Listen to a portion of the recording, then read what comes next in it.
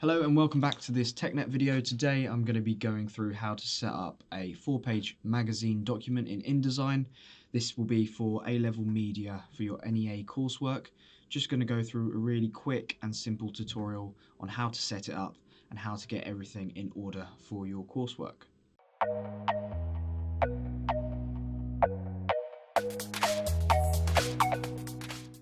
So obviously we want to load up InDesign, and the first thing we want to do is go over to the top left where it says new file and press that blue button. It will bring up this separate menu. We want to go over to where it says print and then make sure we highlight the A4 section here. So we want to highlight A4 and then you'll see this other menu pops up. We want to change the preset details. So by default, it'll give you something like Untitled 1. For your actual NEA coursework, we probably want to call it NEA Magazine and then followed by your name, etc, etc. Okay? Don't have to worry about the width and height because we selected the A4 preset. That will already be sorted for us. The next thing we want to change is pages. We want to change this from 1 to 4 because we're going to have a single page, and then a double page spread at the end of our document, which is going to be sandwiched together as if it folds in real life. Okay, so we want 4 pages. Don't worry too much about the margins or the bleed and slug, but what we do want to turn on is columns, and I'm going to say 3 columns is probably a good number for your magazine to have. So make sure you've changed the name, you have 4 pages, and 3 columns is also selected. Then if you want to press preview, I'm just going to move my menu out of the way, and it should look something like it does on my screen. Okay, if it does look like that, then you can go ahead and press the blue create button at the bottom. Okay, if there's any weird pop-ups or anything at the bottom here, you can just close it. Things like this you can also close as well, so just the 3 dots and then hide the context bar. Okay, we don't need to worry about that too much. And yeah, any other pop-ups, just close them down.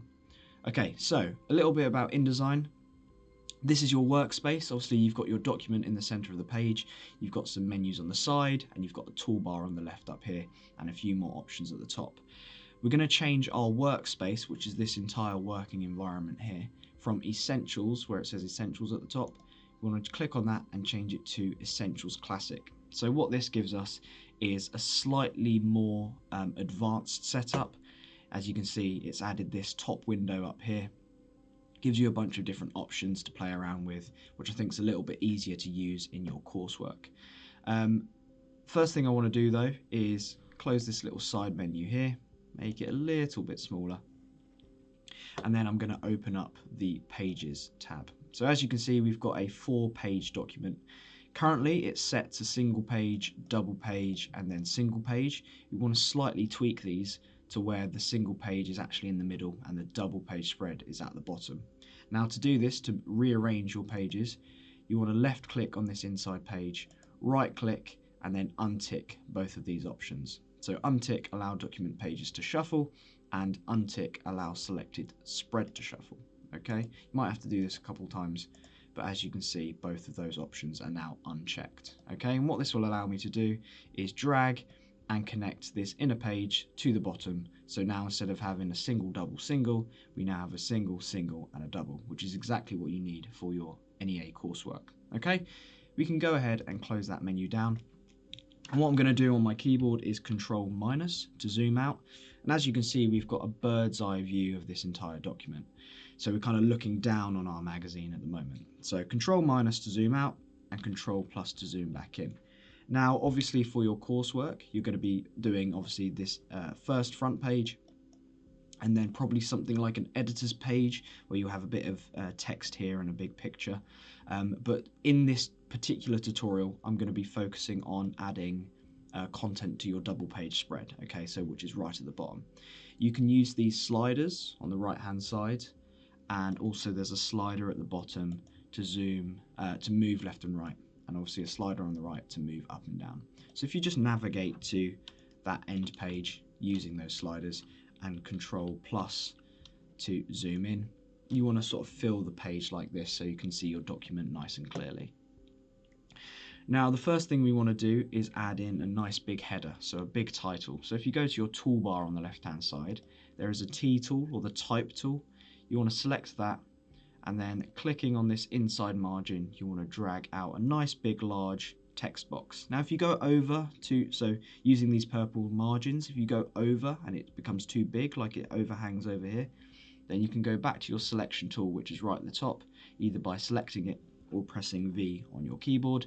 And as you can see, you've got these anchor points around this text box, which we can use to shrink or expand any sort of text box or image box that we might have. Okay, so something like this, so we can type in it a nice big title.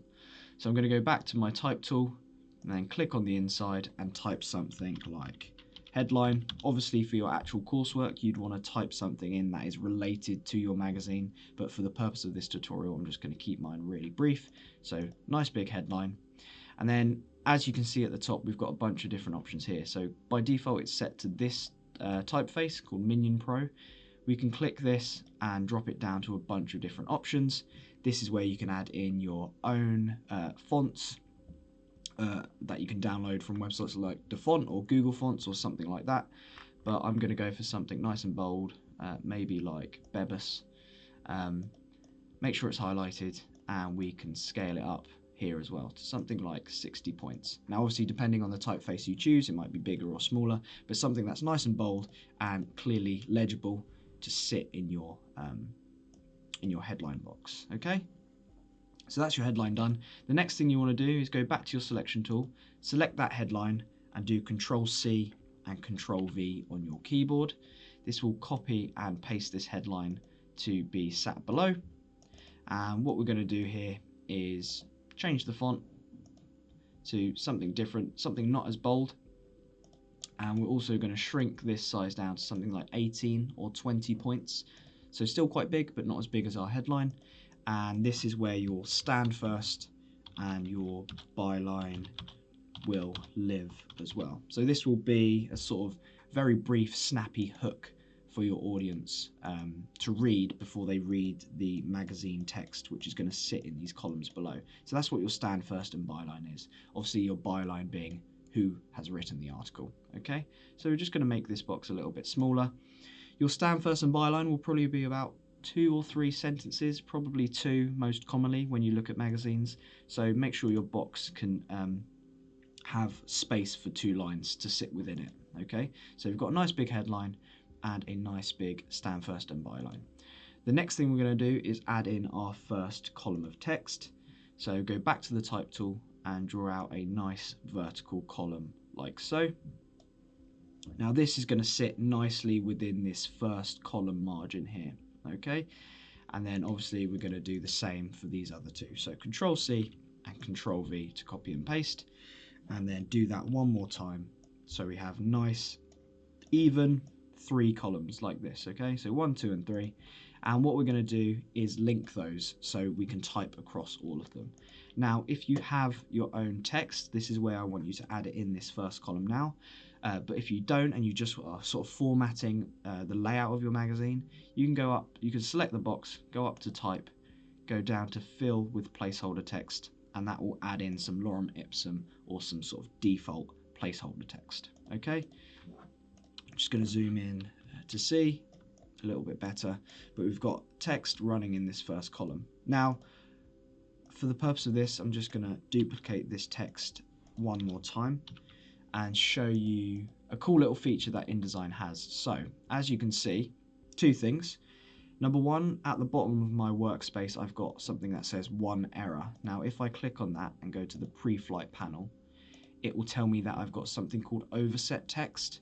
Now overset text is essentially text that is overhanging outside of your text box. So there's too much text in this text box for it to be shown. Okay, so I can select that text box, and the other thing that you'll notice is the red cross at the bottom. Now what's cool about InDesign is you can click on this red cross and your cursor will change, and this cursor is almost holding all of that excess text, and you can go over to this next column over and a little link icon will appear. You can click on this box, and what will happen is all of that text will now go to the bottom and continue and start to flow into the next text column, which is really nifty. If you still have that error coming up again, or that red cross at the bottom, you can repeat this process and add it into the final column. So for example, if I had this little bit of extra text here and I pasted it in that same text box, as you can see, we've got that error again and that red cross. I can click on that red cross, move over to the final text column, that link icon will appear. So I can click on that box, and then the final bit of text that was overhanging is now flowing into that final column. So as you can see, we've got a nice big headline, a nice big Standfirst, and now 3 columns of text. Something that is probably going to look very similar to your NEA coursework, okay?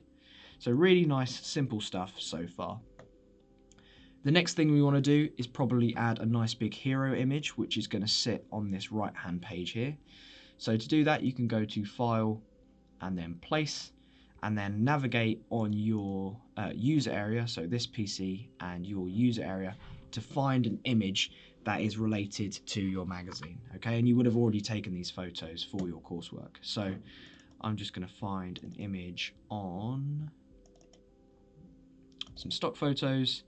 You can use this little icon here to increase the size and see what we're working with. And perhaps I'm going to use this one of Emma Stone, okay? So we've got this image of Emma Stone that is currently being held by my cursor. And what I can do is from the very left, the top left of the right-hand side page, I can hold Shift and drag out a text box, image box, sorry. So in this right-hand side, we've got a nice big image. Now by default, your image will probably paste in either really small or really big. So to fix that, what we can do is highlight the image using the selection tool. And then this little icon here, it's like a square with a smaller dotted square underneath. This is your fill frame proportionally tool. Now we can select that image, and what that'll do is select that icon, sorry, and what that will do is scale up your image to fill the image box a lot better. So as you can see, Emma Stone now fills this image a lot nicer, and it's not so shrinked in the center of our page. As you can see, when I'm highlighting over this image, there is a circle that appears in the middle. What this will allow you to do is move your image inside that box, so you can sort of move it around if you're still not happy with its positioning, okay? But I want probably to capture the whole of her image, the whole of her head, sorry, so that it's sat nicely on this right-hand side page, okay? So that looks okay so far. You'll probably notice that your image, if I zoom in slightly, is quite pixelated. So obviously you can see all the differentiation in color here. It's quite blocky, quite pixelated. And you might be thinking, why is my image like that? I took a really nice clear image. By default, your InDesign file will be trying to save stress on the computer, so it will add images in at a sort of lower resolution, or display them at a lower resolution. So what we can do is right click on the grey space around our document, go down to display performance and change that to high quality display, okay? As you can see, when I zoom back in, this has returned a lot of that quality, that resolution, and it doesn't look as harsh on the eyes anymore, okay? Quick little tip with InDesign, if you press W on your keyboard, you can remove all of those margins and all of those guidelines, so you get a really nice clean look at your document. So this is how it's going to look if you were to print it, and if you were to export it as a PDF, which we'll do at the end of the tutorial. But to do that, you just press W on your keyboard. It's a really good habit to toggle that on and off when you're working, so you can see how your format, how your layout looks without all of that clutter, all of those margins and columns. Okay, make sure you're always saving as well. File save. You don't want to lose your document if it crashes accidentally. Okay, but we've got quite a lot of done so far. The next thing we want to do is add a smaller image at this bottom right. So yet again, same process, file, place, and then find another image related to your document. I'm going to maybe choose these mountains, and what I can do is hold Shift on my keyboard and draw out another image box.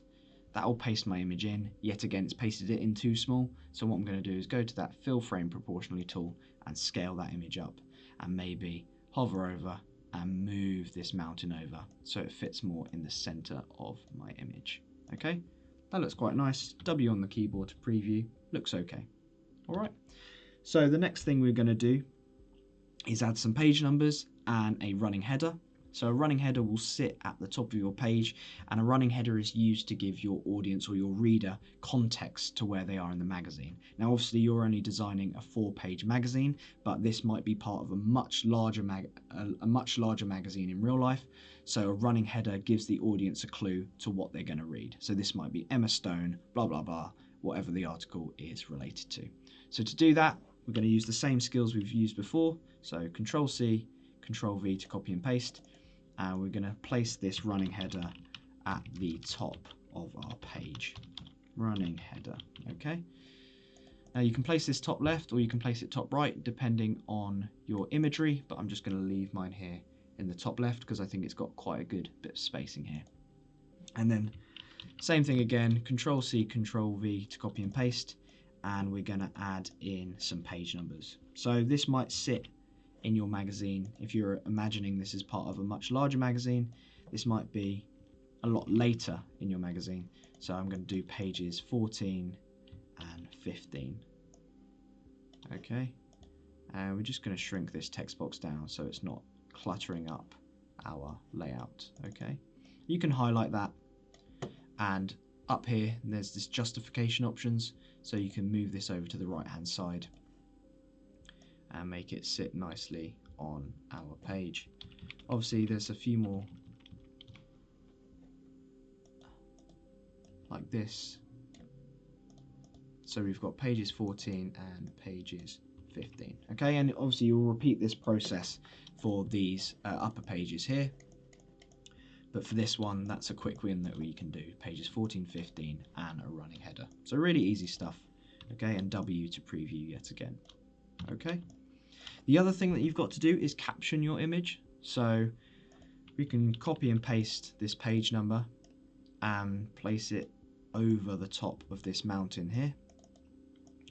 And this is where your caption will be. So you can caption it with a title and who it's by. So normally this will be by X name of whoever your photographer is. It might be you, or you might make up a name for your coursework.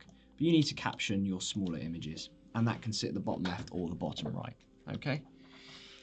The other thing that you need is a pull quote, and a pull quote comes directly from your main body copy or your main article here. And a pull quote is typically quite large, quite bold, and something that's like a hook or impactful from your magazine or your article. So you can expand this box out and add a pull quote over this image of Emma Stone, from Emma Stone.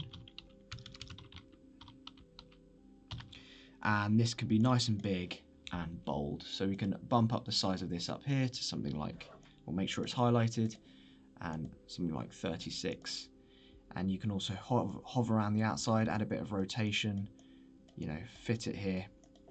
Perhaps you want to add a bit of color as well. You can do this on the left hand side. We can grab one of these shape icons, draw out a shape box, and you can change the color on the left hand side. So at the bottom of your toolbar, there's these two options here. You've got your fill option and your stroke option. So this fill option we can double click on and choose whatever color we want using these sliders. Maybe I'm going to go for this sort of dark orange as well. So we've got this orange here. And maybe we can sit this behind our pull quote. Obviously it's sat on top at the moment, so you can right click, do arrange and send backwards, and that pull quote will now sit on top. Okay, maybe we want to add a slight bit of rotation as well and have that almost coming off from the outside of the page, and then press W for a pull quote. Obviously that doesn't look amazing, but it's something that you can tweak after you've finished your formatting for your coursework. Okay, so we've got a nice pull quote now over this image. Some other interesting things we can do is something to do with text wrapping. So just press W on my keyboard to come back. If I select this final text column here, just move it off to the side. Maybe we had a bit of text on this right hand side, just off the right hand side of her head. Some extra wording here. So if I just get rid of this added bit here and move the text over to the corner. So text wrapping is where the text will flow around your subject. Okay, so we can do this by, I'm just going to increase the size slightly, by selecting your image, and then there's these options here. There's an option with some lines and a circle through it. This is your wraparound object shape. You can click on this, and it hasn't done a very good job to start off with. So we want to alt click on it, and it will bring up this extra menu. And we want to go down to where it says type, and we want to choose detect edges. Now hopefully what that will do is detect the edges in your image. This works particularly well if you've got a cutout image, so Emma Stone works well here because she's got quite a contrasting hair colour to the background, and what InDesign has done quite cleverly has drawn a nice blue line, if I zoom in, around our subject, which it will use as a text wrap option. And as you can probably see already, the text, anytime it comes into contact with Emma Stone's hair, is now sort of wrapping around and avoiding her hair, okay, which works quite well for a quite interesting effect, which you can also play around the distance of the text to the hair. So by default it's set to 0mm. We can up the size of this, so sort of pushing that text a little bit further away. Obviously the number one thing you want to do here is make sure that your text is nice and legible, and you don't want to break up all that wording, okay? So we've done the majority of the magazine so far. Just another tip as well, if you don't want to have all these hyphens where words are broken up in your paragraph, so consistimorum, now that is broken up with a hyphen, we can actually double click on the inside and do Control A to highlight all of this text. And then if we head over to the top menu, and there's a little icon that looks like a backwards P just underneath the A. If you click that backwards P, there's an option in the middle called hyphenate. If you uncheck that option, that will remove all of the hyphens, and you'll no longer have those words broken up. So that's a good thing to have in your magazine, okay? The last thing that I want to cover is, well actually, first let's go back to the text wrap real quick. So we have, obviously, any text that comes into contact with this image will now try and get out the way of it. But because we've got a pull quote that was sat on top of the image, it's unfortunately disappeared because it doesn't know what to do. It doesn't know where to go, okay? But what we can do is alt click on, highlight the piece of text here, then go to Object, Text Frame Options, and then you want to choose Ignore Text Wrap, okay? And what that will do is bring that text back, and it will ignore any text wrap that you have on any of the images, okay? So now it can be sat on top of Emma Stone here, okay? We're just going to move it back though to where it was. Cool. So the final thing that I want to show you is drop caps. Now drop caps typically sit at the beginning of your article, and it's where in the magazines where you have that larger letter at the very beginning of your first column, and all of the text is a lot smaller. So in this instance, if I zoom in, it will be this G here, okay? So we can highlight the G, and we are still on the backwards P, which is good, but if you're on the A, just click the backwards P, and it's these two options here. So this first option is how big we want the letter to become, and the option below it is how many letters you want to make bigger. So we want to have it be one letter for the G, and we want to up the size of this text wrap. And as you can see, the G gets bigger, but all of the other text doesn't get bigger as well. So now you've got that nice drop cap effect that is quite conventional that we see in magazines, okay? So all in all, I know that's quite a lot of information, but that's pretty much the majority, if not all of the things that you'll be required to include in your Media NEA magazine. Now obviously it's going to look slightly different, and you have all the capability to change colors, change fonts. Obviously you've got your own images, play around with different textures and sizes and all that sort of thing to make your magazine look unique. But in terms of formatting and layout, all of these things that I've covered today is something that's probably going to be required of you for your coursework, okay?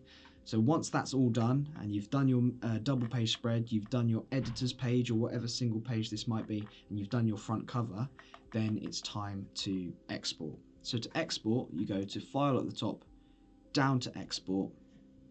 You want to choose the location where you want it to be saved.